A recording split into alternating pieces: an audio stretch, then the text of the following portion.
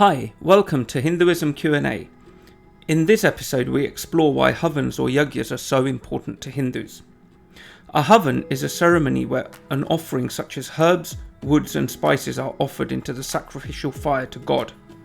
They can be done for a multitude of reasons, but the categories they fall into are sattvic, rajasic and tamasic. A sattvic Havan is where you do it because you want to thank the deities for what they have given you.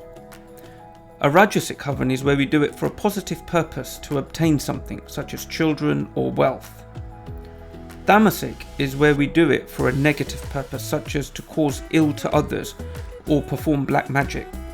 This is the lowest form and can cause harm to us and is outside the scope of why I do these videos. As we explored previously, in order to obtain physical creation, even Lord Brahma was instructed to perform a Havan, so there is nothing wrong with doing one if you wish to ask for something. When God created the deities, he gave them special powers and charged them with maintaining the universe. Humans were given no powers but instead the ability to grow their own food.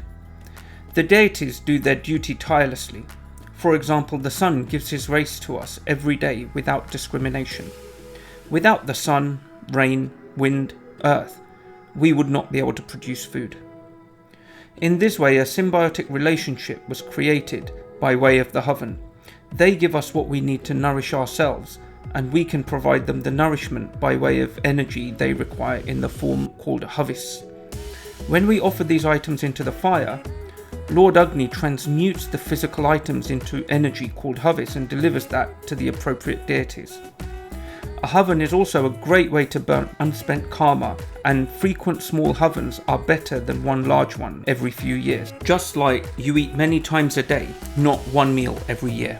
Lord Krishna has given guidance in the Gita on this in chapter 3, where he says to Arjun, "In the beginning of creation, Lord Brahma created generations of men and demigods along with their duties. He blessed them saying, 'Be happy by this Yagya, because its performance will bestow upon you all wishes.' Through sacrifices, the deities will be pleased. By cooperation between humans and the celestial gods, there will be great prosperity for all. The deities, being satisfied by the performance of sacrifice, will bestow on you all the desired necessities of life. Those who enjoy what is given to them, without making offerings in return, are verily thieves." The sacrificial fire is very sacred as Agni comes in a divine form.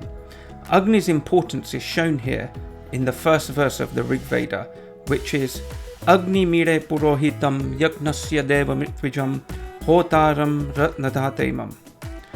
I adore Agni, who is the priest and officiant of the divine Yagya, who is the invoker and bestows divine wealth upon us.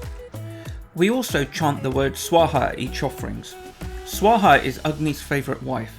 She is also the feminine energy that cannot be burnt, so Agni will only transport the havis when saying her name as the offering is made. In doing a Havan, first a Ganesh worship is performed, as no auspicious activity can be complete without this.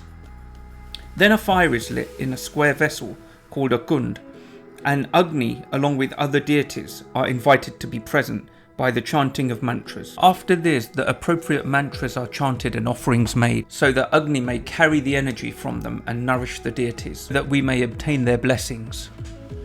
A Havan doesn't need to be a grand affair. People often avoid it because they feel they need to invite all and sundry, host a grand meal, and this can become a time-consuming and expensive affair. It's better to do a smaller one more often with just you and your immediate family, where you can all do it with your undivided attention.